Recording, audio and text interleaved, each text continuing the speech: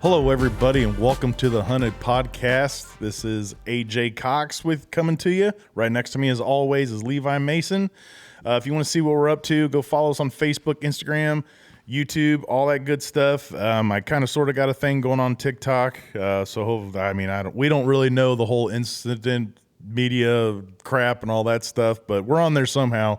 Make sure to go through, and you can just probably type in the Hunted, and you get us on all those platforms. So yeah, we try to keep that up to date with what we got going on, so if you're interested to see what we're doing, make sure you go check us out. So this episode's brought to you by our amazing sponsors that we always have, and we're more than happy to have. First one we're going to talk about here is Rec Broadheads. I'm excited to talk to you real quick about them. I just saw that they have a new broadhead coming out. Do you remember what it was called? The Hypercut? Hypercut, I think. Something like that. Don't really know what's going on with that too awful much. It's kind of in secret, and I guess we're not as cool as we thought we were. So Matt and them aren't, quite telling us yet, but I'm looking it up right here. I believe they said and it would be out in January 11th of 24. Yep, the old Hypercut. Yep, so make sure you go check them out. They got a quick video on there, man. I'll tell you what, it does the work on this deer, puts them down real quick. Excited to see what they got going on with that. And then we got Wild Oak Whitetails Buck Lure. We can't wait to get Corey in here so we can start talking about, his deer lure and all that good stuff. It's good to kind of know a man that has his deer, because he kind of gives us kind of the end of when his deer his does kind of start going into heat. So we kind of have a little, I don't know, kind of maybe a cheat code to see, when the rut's coming and all that good stuff.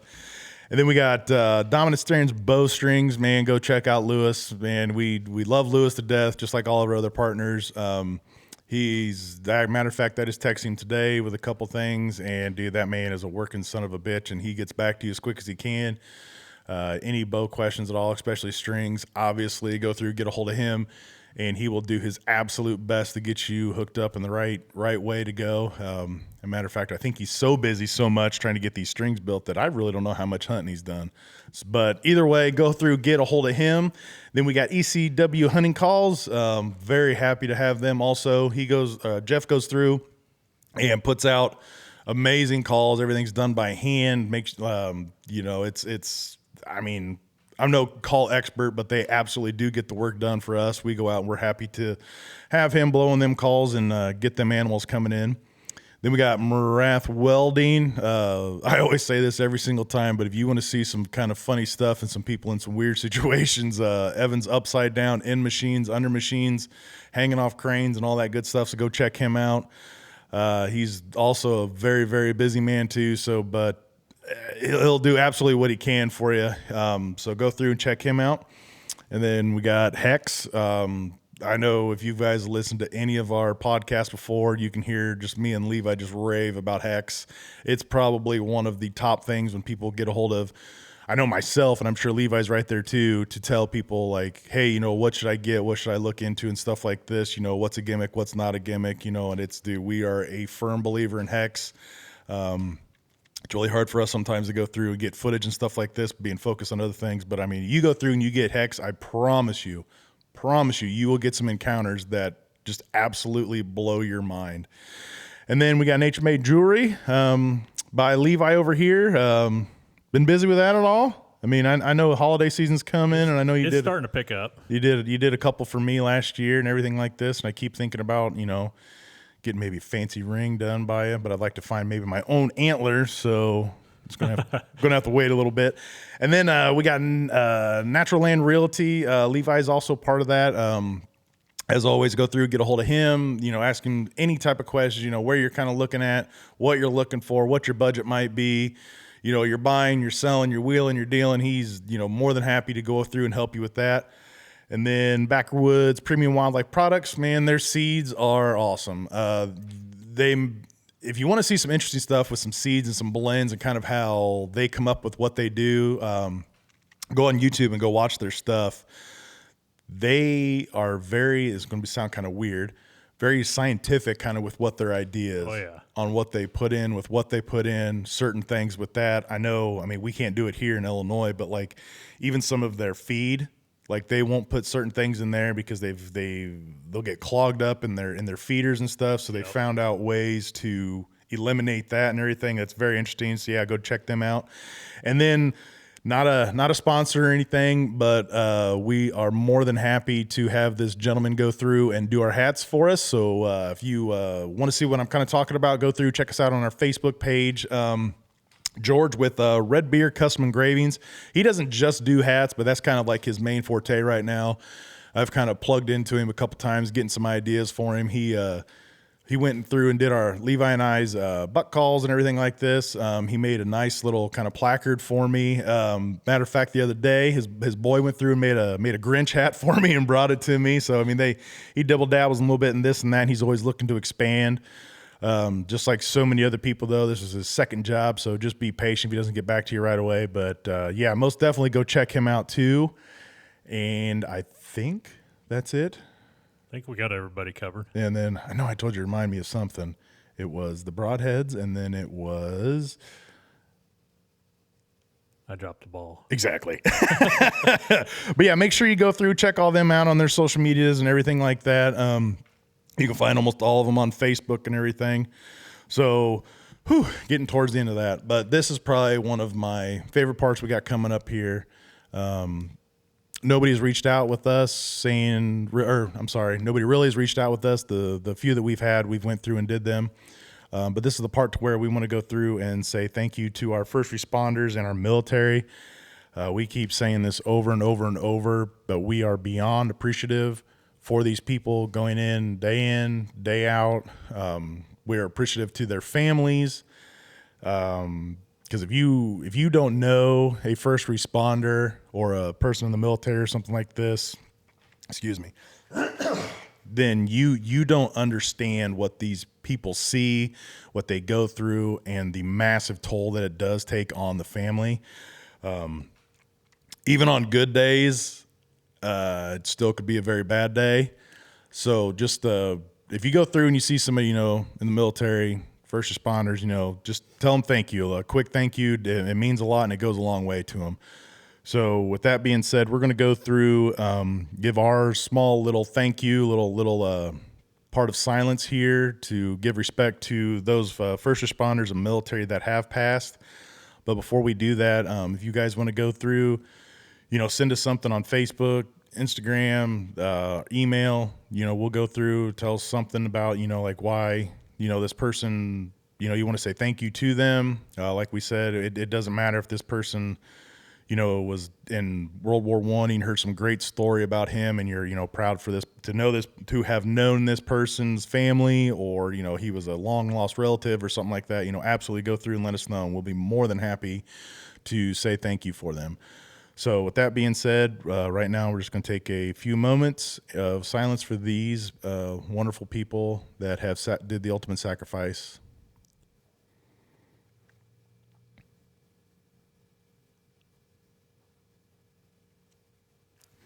All right, that part always kind of makes me feel a little humble. I mean, it's like I said, these people go through and they give the ultimate sacrifice day in, day out. Even just with their sleep schedules, coming in, coming out, working overtime, nobody wants to do this stuff anymore. So they're getting overworked, underpaid, and like I said, they're seeing stuff that the normal public has no idea about, for them to go through and, wake up and go get their cup of coffee and smile and enjoy the day. And you don't, like I said, go through and say thank you, because you don't know what these military and first responders people have seen, and you probably don't want to know. So, with all that being said, this is episode 14, and we're going to be talking real quick about Levi's shotgun kill. He's been killing it this year. We're going to go over kind of real quick his preparations, what he does, what he did to get there. Killed it with that new 350 Legend that he's got. Yeah, we're just going to jump right into it. So my first question for you, Levi, is what do you think made the difference for you to be able to put this buck down just simply because I don't know about you, but I've talked to a lot of people. I've been, being nosy on the internet and things like this, and I don't care what the DNR is saying, like number wise and stuff like this. Dude, I do not believe that there was a lot of deer taken, especially around here during first or second season. Yeah, I mean, there wasn't a lot of shooting going around the countryside, especially the first day. But I think preparation had a lot to do with it. I was on vacation, there to bow hunt a little bit. Got a buck killed right at the beginning of vacation with my bow, and then from there kind of shifted gears a little bit. Was still trying to fill a second buck tag with the bow, but more getting preparation done for gun season, getting blinds put in places, stuff moved, and just kind of get ready to go for the first weekend. Do you think when you said that you get preparations for gun season and you set up blinds, do you sit more blinds in gun season? It all just depends. I feel like we kind of do more now than we ever used to, just for the simple fact of we're learning these deer's entry and exit routes into security cover and out of security cover. And, once the pressure gets on, they kind of turn into a whole different animal for bow season. So we're learning a little bit more about them here and there, and it just makes the blinds a little bit handier. Is it just kind of, I'm not going to say kind of, I know it's absolutely easy to go through, pop one up, brush it in. Yeah. Instead of trying to find that tree, trying to find where they're coming from, cutting lanes, putting this in, putting that in. It's just easier to go through and get one brushed in. That and I used to make hay bale blinds back in the day, and so I still got a couple of those left. And I mean, they work wonders. You just throw them on the trailer, drive them out to wherever you want them, drop it, and you can climb right in and hunt. I mean, the buck I killed a couple years ago with a muzzleloader, we literally saw these deer the night before. It was at that time it was first day of second gun season. I saw like 3 shooters come out, and they all went to this one part of the field. And so the next day, about 11 o'clock, we drove that blind in on the trailer. I had all my stuff with me ready to go. We dropped it off the trailer. I climbed in. My dad drove out, and I ended up killing one of them that night. With that being said, though, I know you've talked about this before, though. Don't just think you can go through and just like put a hay bale blind like in the middle of nothing. Like, you got to make sure that what's going on around you. Yeah, like you want to make sure, you've got some livestock and hay and, stuff like that. We have a lot of corn stalks being baled around us, a lot of hay being baled around us, livestock, all that good stuff. So, I mean, they're accustomed to seeing it, and where that farm, particularly where we were hunting, they do mow the waterways and bale them right there. So, perfect. They're used to those bales sitting there throughout the summer a little bit. And, I mean, we were... and actually there was a couple bales, if I remember right, still in that waterway from earlier that summer. And we were, I think we popped that blind up. It was about 140 yards away from those other bales, but we were just out in the middle of the wide open cornfield. It just kind of looked like a stock bale out there, I guess. Exactly. To them, and walked right to it. Yeah. And then I know we talked about this last time too, is your preparations with your blinds too. You make sure that you go through and whatever you got going on around you, like that's going on your blind 110%. Oh, yeah. I mean, you want to make that blind disappear. And then when I went out for first season, I was walking around trying to look at the terrain and get stuff figured out and things like this. I was looking for, kind of like ridge lines, trails, and things like this. Do you think for shotgun season, not so much this year, because like you said, there really wasn't any gunshots. I really didn't hear any gunshots either. To where you should probably go through and focus on those, or should you kind of get in a open area? Because that's what I ended up saying was I'm just going to sit in this open area, because once, the bangs start going off, they're just going to be, hauling tail everywhere. So what are your kind of thoughts on that? Like, you try to look for sign when you're going through and something like that, or do you just sit open, kind of let them come out, and then once they start running, just go from there? Well, it all depends on the farm I'm hunting. I mean, we've got a couple different plans of attack. Like some farms that we have a little more pressure around them than others. The farms that have more pressure, I tend to stick a little bit tighter to the security cover. Just for the simple fact that those deer are on edge from smelling hunters, hearing hunters, gunshots going off around them. Then I've got some other farms that aren't near as pressured. Yeah, we still got gunshots going off around and stuff like that, but they know there's tons of food. They know they're safe. I mean, they might, if they're a resident of that farm that we've got, they might not ever hear a gun go off on that farm for the whole year, because we're waiting for the right deer. So they know they're safe. Those farms, we tend to kind of play it a little safe, kind of stay back off the cover a little bit and catch them coming out to feed. Okay. So I think I said this before because it's been years since I went and got into shotgun hunting and things like this, and I kind of, trying to think a little different because to me it's a different animal. Oh yeah. Going into shotgun season as opposed to bow season because you went through and you sighted your 350 legend. What'd you say, like 275 yards? I zeroed it at 150. 150. Yeah. And you said you're good probably out about 200. Yeah, I think right? the velocity showed that the ballistics showed that it only dropped like 4.5 inches out to 200 yards. So I shot it at 50. I was an inch high. Shot it at 100. I was an inch and a half high, which I mean you're still killing those deer dead nuts. And then I shot at 150, was dead on. So I'm like, okay, this gun's good to a good 200. Oh yeah.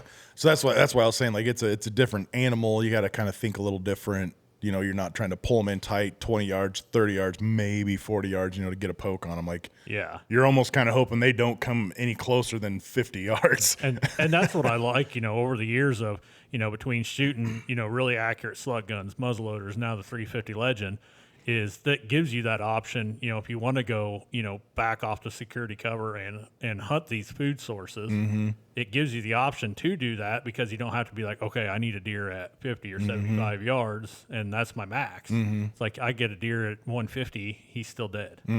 Absolutely. And speaking of that, I think we kind of went off topic like we kind of sort of do sometimes.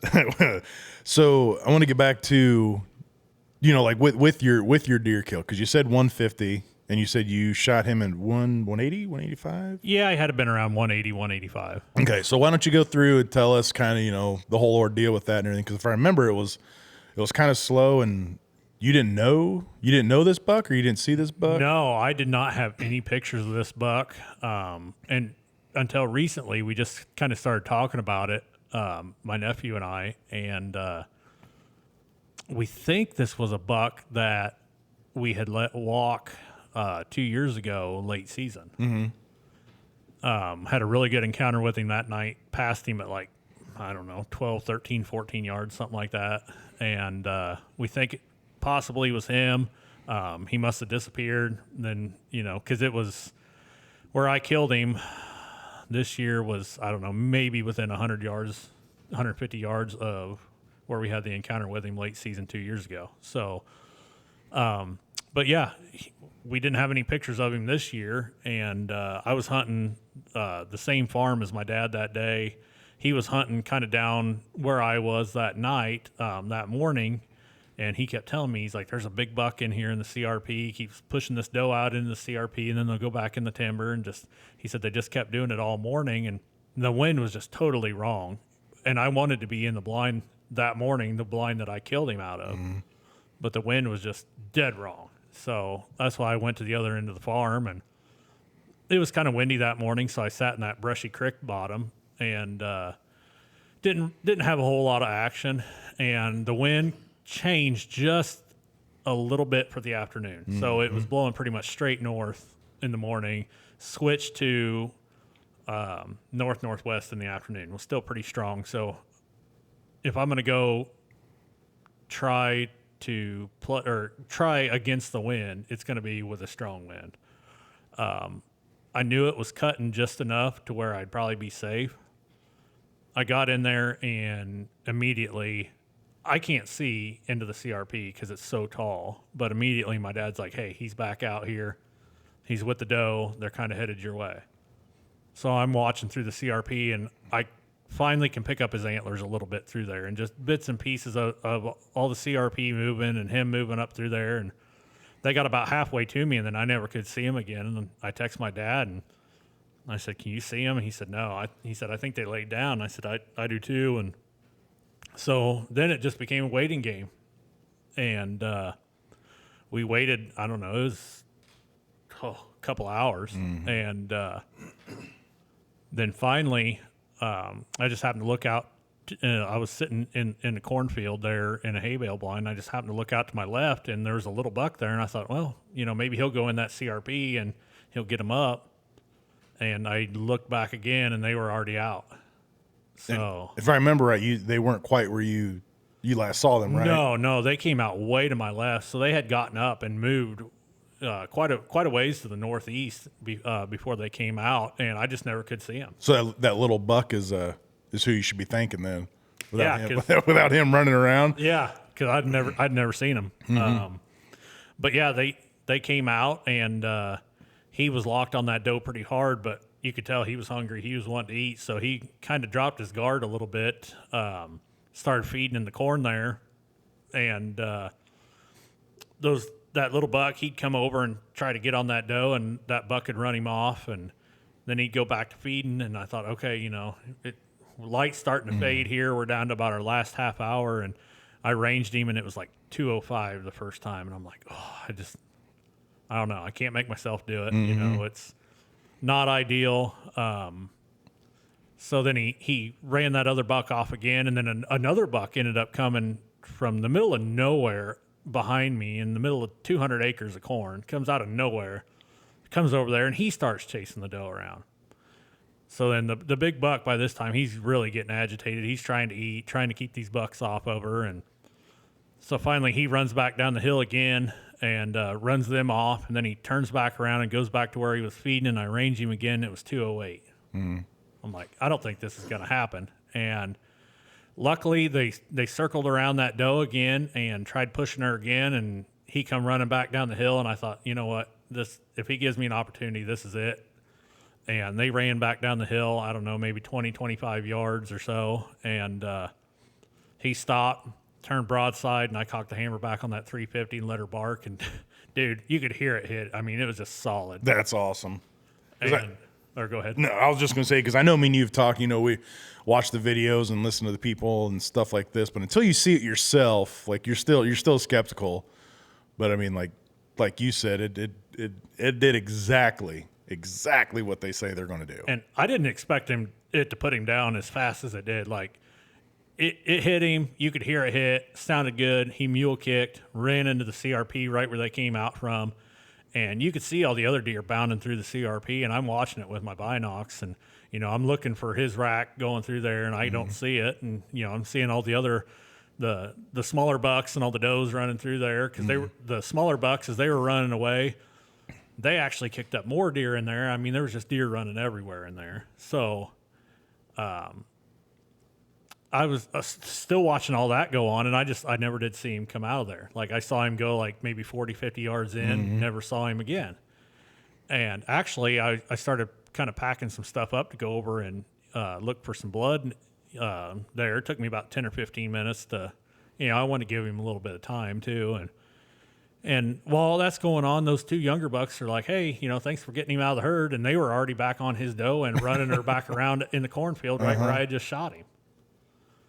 Yeah, I mean, that's completely understandable. Pecking order has been moved. Exactly.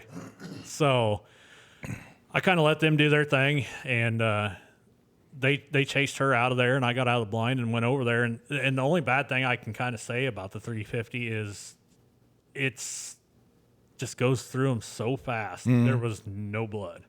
Right. But I knew where he went in, so that's right where I started, and I walked in there, I don't know, 40 or 50 yards, like I said, right to where I last saw him, and there he was dead. Yeah, I remember that was the first, when I came down to come see him with you, I remember that's exactly what you said, is there was no blood coming out. But there was plenty of blood inside him. Yeah, like, I can't, we're not sponsored by Winchester or anything, but I cannot say enough about the Winchester Deer Season XP 350 Legend. Holy crap. Yeah, I mean, you said it, shredded its heart, lung. Yeah, I mean, it went through, and it went in and went through the first lung into the second lung, and it was just kind of a hole through the first lung, and then the second lung was just completely exploded. I mean, just completely blown up.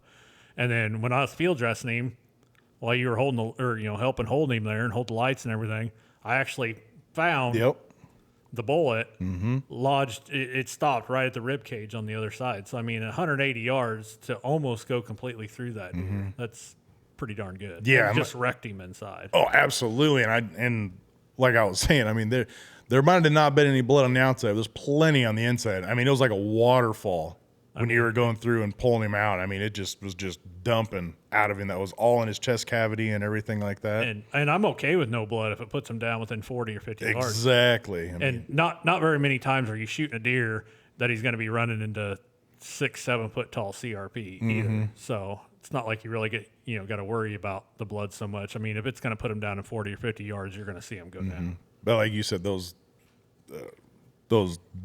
deer season by Hornady, man, they're Winchester. Yeah, sorry. I should have got the box and put it in front of me so I didn't forget which one it was. But yeah, no, like we watch the videos and stuff like this. So you go through most definitely. I mean, they're a little bit more, but they do exactly what they say they're going to do. Oh yeah, I was impressed. So, oh man, hit the wrong button here. Okay, so. That, I mean, you're having a heck of a season. If anybody's been listening and kind of talking to me at all, my buddies and stuff, they're knowing that my season is straight trash. But my good friend Levi over here is going to be nice enough, at least he says he is. We'll see how this all goes, to let me go out there and hopefully, do some doe management with you. Do you think that has something to do with like how your deer herd has been out there? Because I know almost all the time I talk to you, like, a slow day for you is seeing like 15 or 20. Yeah, for the most part, yeah. And so a lot of it's got to be that doe management and things like that. Yeah, and I think our herd, I mean, I've seen a lot more bucks this year. I know a lot of our neighbors around us don't shoot a lot of does just because, they have out-of-state hunters that come in and, they're looking for the racks. So we try to play clean up late season and shoot some does. But I think the herd is getting pretty well, a little more balanced on that buck to doe ratio. So I think that's why our rut had been so good this year. But yeah, we definitely still have some work to do on the does. Right, because going back with the rut too. I mean, I talked to guys around here. Some people, like myself, absolutely big fat, basically zero. A couple young ones running around. But nothing like even like in years past. I talked to some other guys. I mean, they're seeing the exact same thing, like nothing. But then you talk to somebody that's got a farm 4 miles up the way, and they're saying them deer are running like their asses are on fire. Yeah, and it's like that. A lot of times, you might have a buddy that's got a farm a few miles away, and it's just fire, and then you're not seeing anything. And then the next week, dude, the tables can turn, and your farm's fire, and he ain't seen a deer.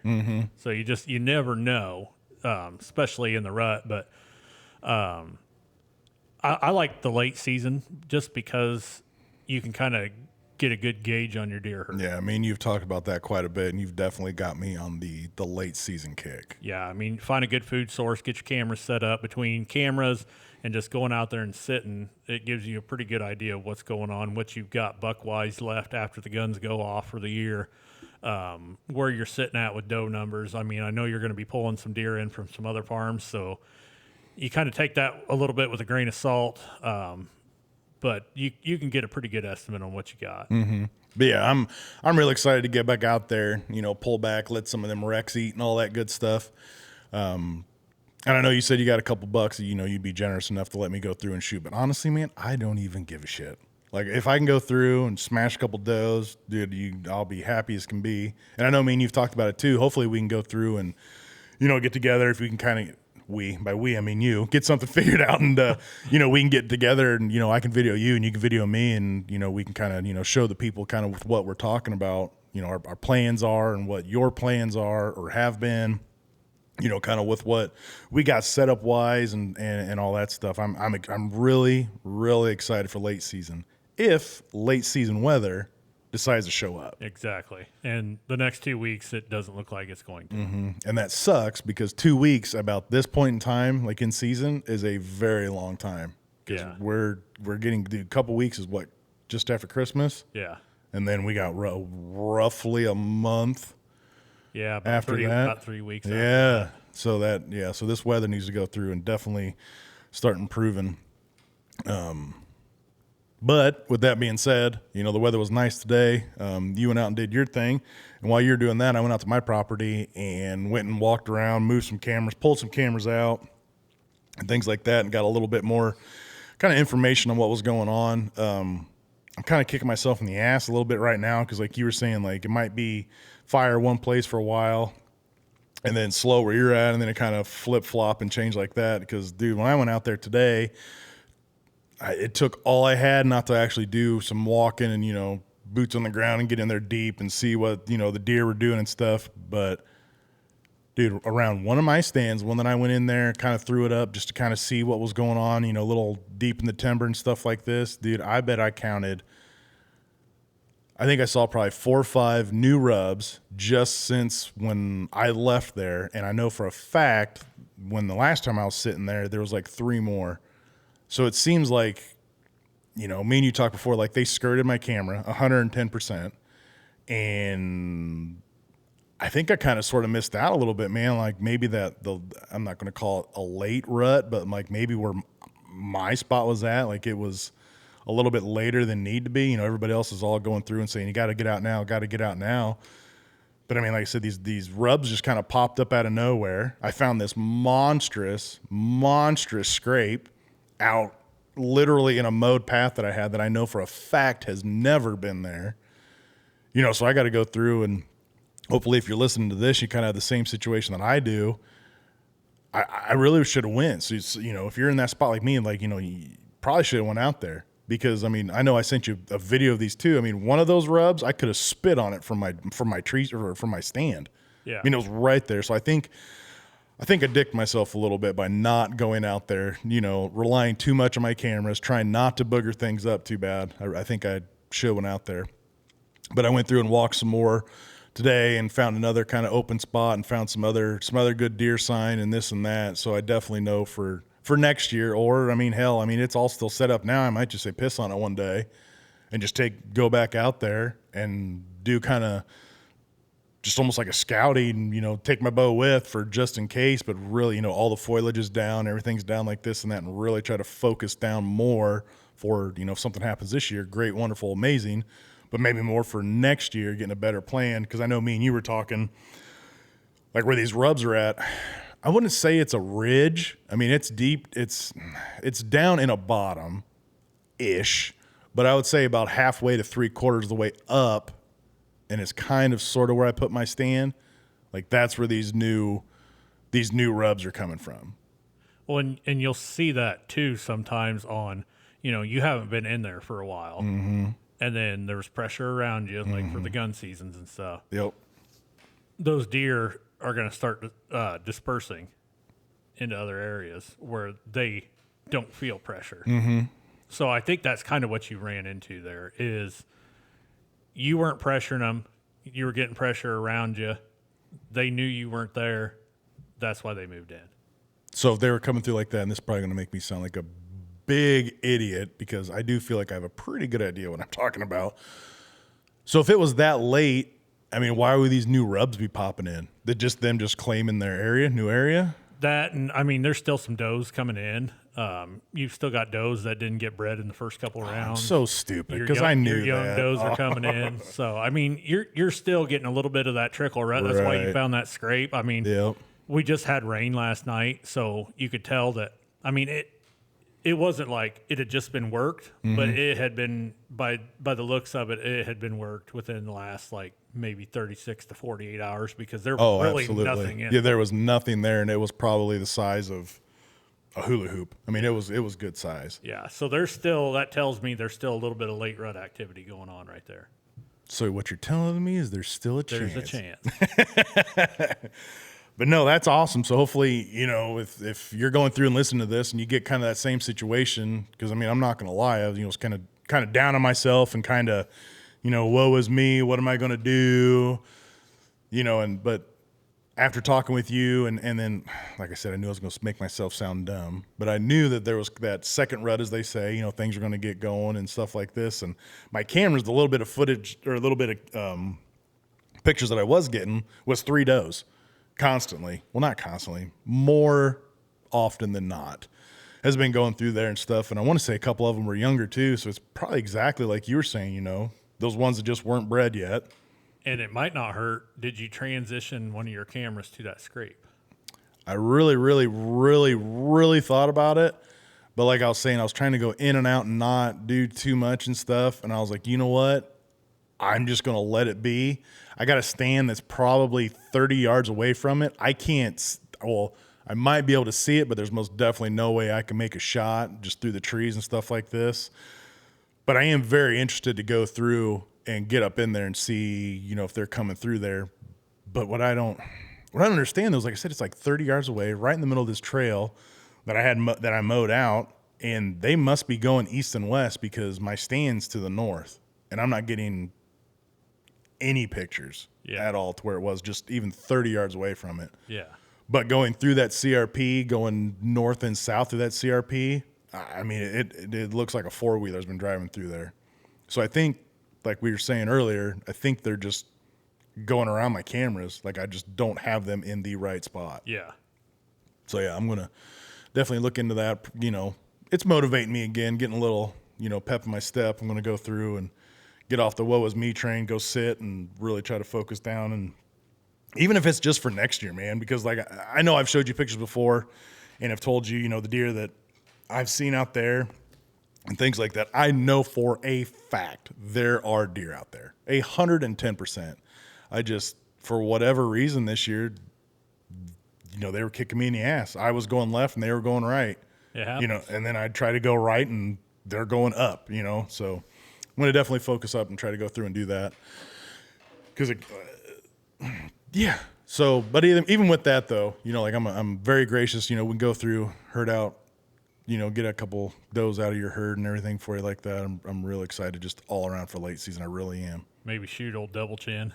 Oh, if you want to bring him up, I absolutely would shoot Double Chin, and kind of just because what I think, and I think it would be awesome for you to be nice enough to let me go out and give me permission to shoot this deer, and then all of a sudden this deer comes through and it'd be even bigger than yours. That'd be kind of a smack in the face, wouldn't it be? I would have liked to know what that deer field dress before the rut. Oh, Double Chin? Yeah. Oh, What dude. what a tank. Yes, absolutely. I mean, I know we talked about this on yours. Yours was so big it made its rack look small. But I mean, the picture you showed me with that, dude, he is so big. His antlers look like he's like 98 inches. Right. I mean, he looks small. And he's got that humongous double chin on the first side, which just automatically tells you that he's old. Have you had any more pictures of him at all since you sent me that one? Just a few here and there. I just wondered if he made it through shotgun. I'm guessing he did. I mean, he was pretty well a homebody right to that camera. So you think he's pretty much right where he's going to be kind of deal. Yeah. That's awesome, dude. The thing is, though, I might have to go through and crank up my bow a little bit more. I mean, I got it maxed out, but I might have to twist the strings a little bit to get an arrow to go all the way through his fat ass. Yeah, you got about 4 inches of fat on each side. That's what I'm saying. He is a tank, an absolute tank. But yeah, no, that would be awesome. So with switching to late season, I know tactics are kind of the same, kind of different a little bit. What would you say? I know I got my opinions too, but what would you say is more of what you're looking for a late season spot?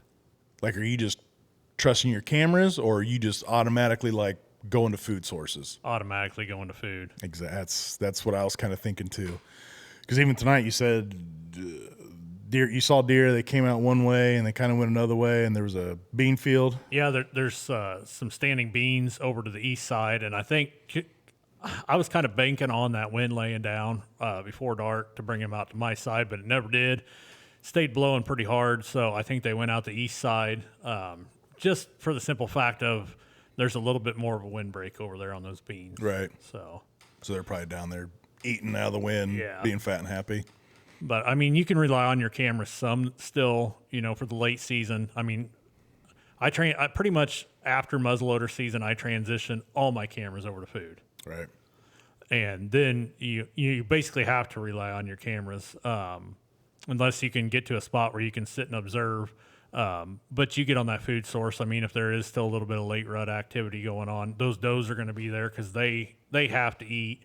Oh yeah. So your bucks are automatically going to be there, especially if you've got one or two left that are still smelling good. So, and then I've realized that it's almost better for me to sit like kind of in a corner, kind of like, I don't know what you want to call it, like almost like a teardrop.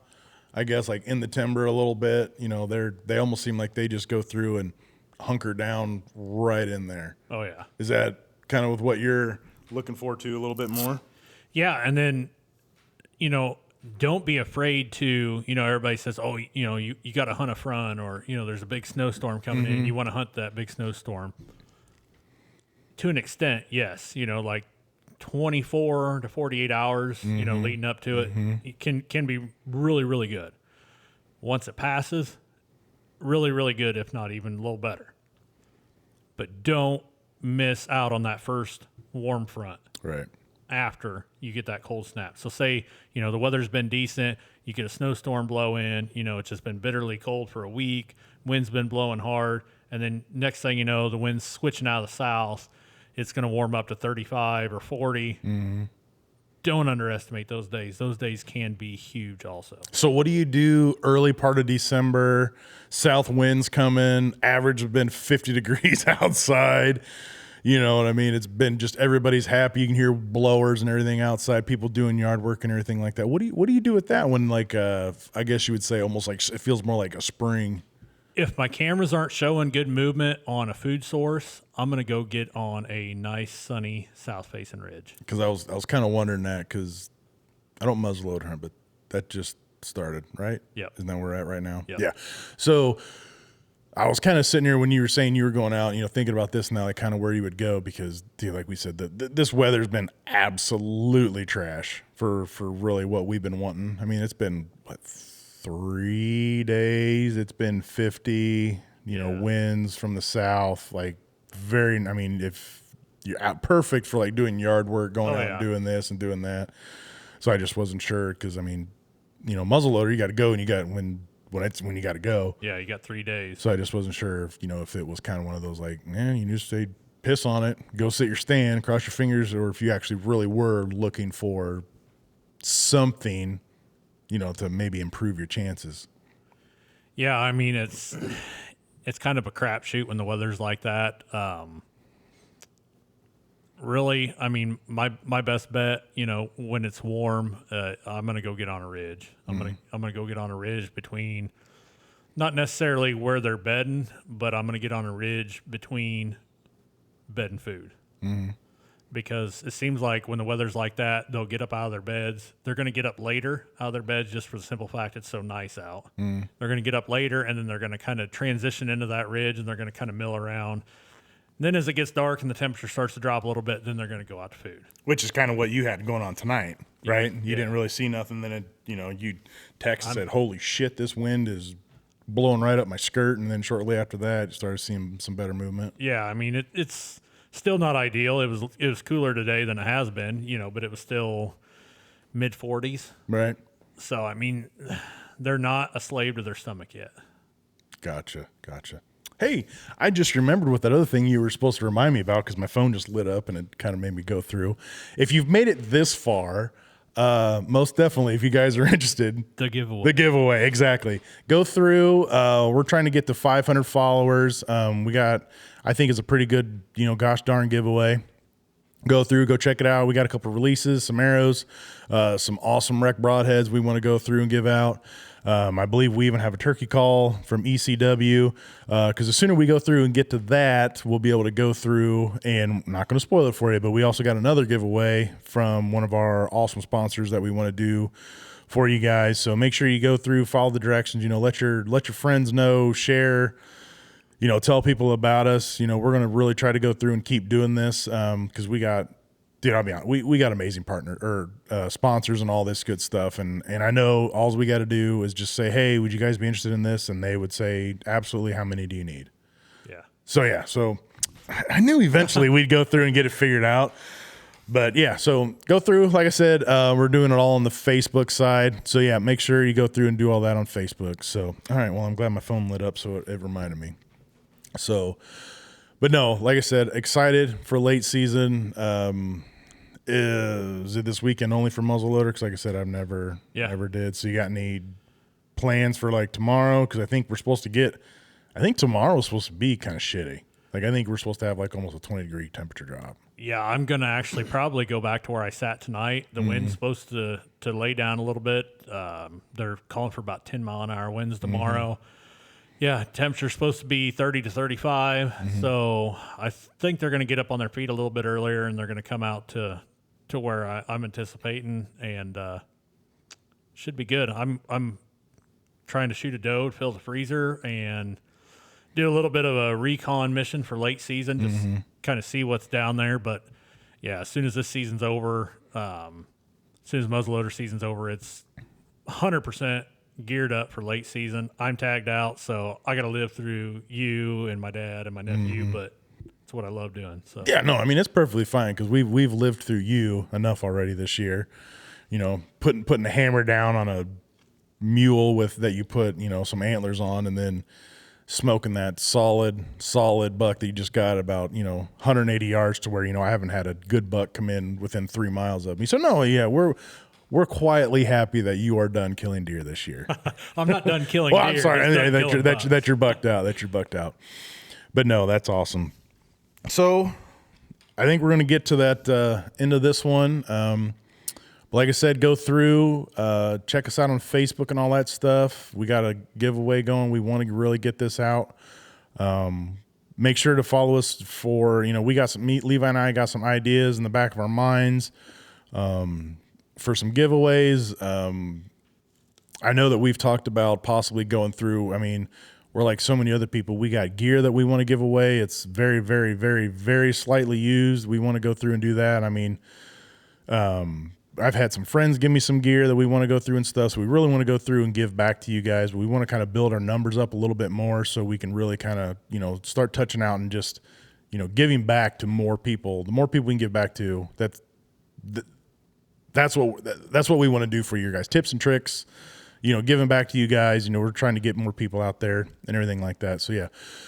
Make sure you go follow us on all that. Go follow our sponsors. We can't do this without them. They're all great, amazing. Make sure to check out Rec, especially. They got a new, that new broadhead coming out and everything like that. Hex is always doing stuff too. I think their thought process technology, it's pretty much on the money, but they're always looking to improve too. But you won't know that stuff until you go through and go check out our sponsors. So. But with all that being said, we're going to turn this one off here, and we will catch you on the next one.